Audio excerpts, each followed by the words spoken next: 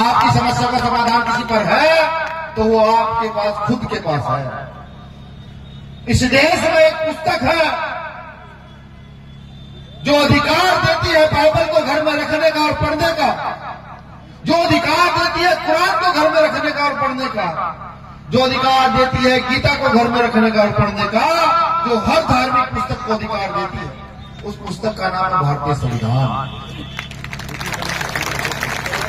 अगर आप बाइबल के साथ साथ भारतीय संविधान को पढ़ना शुरू करें तो इस देश के प्रधानमंत्री की इतनी हैसियत नहीं कि आपको क्रिसमस मनाने से वो रोके, उनकी भी इतनी हिम्मत नहीं। अगर आपने संविधान का आर्टिकल 19 से आर्टिकल 28-25 तक पढ़ा होता तो मुझे लगता है ये समस्या आपके सामने नहीं आती।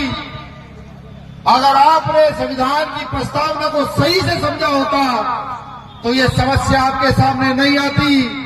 मुझे बखूबी याद है पिछले साल उत्तराखंड के रुड़की क्षेत्र में एक बहुत पुरानी मस्जिद को तोड़ने का एक आदेश आया था।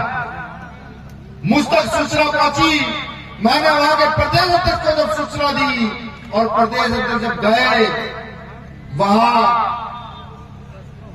चर्च के अंदर, माफी चाहूंगा चर्च की बात कर रहा था, चर्च के अंदर जब गए तो प्रशासन की हैसियत नहीं हुई कि वो चर्च को हाथ लगा।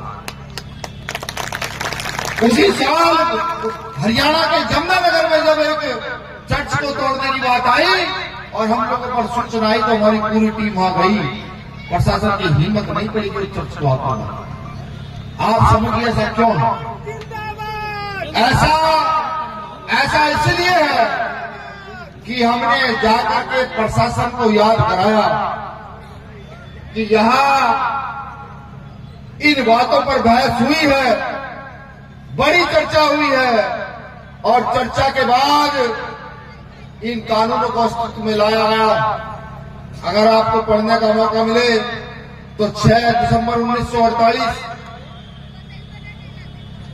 में चर्चा हुई थी संविधान के आर्टिकल 19 से 25 के बीच में। जो आर्टिकल आपको समानता का अधिकार देता है, धार्मिक अधिकार देता है, उस पर चर्चा हुई थी, बहस हुई थी। उस बहस को पढ़ने का काम कीजिए। जब तक आप जानकारी नहीं जुटाएंगे, कोई देवी देवता, कोई ईश्वर, कोई भगवान, कोई खुदा, कोई गॉड आपको बचाने के लिए आने वाला नहीं है। अगर आपको सुरक्षित रहना है तो आपको खुद खड़े होकर इस लड़ाई को मजबूत करना होगा। अगर मैं क्रिसमस की बात करूं, अगर मैं ईसा मसीह की बात करूं, तो जब मैं जय भीम कहता हूं तो समानता प्रतीत होती है। जब क्रिसमस की बात करता हूं तो भी समानता महसूस होती है। किसी देश में कहीं ना कहीं समानता है। ये देश समस्याओं का भंडार है। यहां इतनी समस्या है कि उनके समाधान के लिए कोई काम नहीं कर रहा। आज किसी को मुसलमान के नाम पर मारा जाता है, किसी को ईसाई के नाम पर मारा जाता है। लगातार मैं ये देखता हूं कि अगर ईसाई समाज के लोग चर्च में प्रार्थना कर रहे हैं, अपने ईश्वर को याद कर रहे हैं, तो भी यहां को सामंती ताकतों से बड़ी परेशानी है।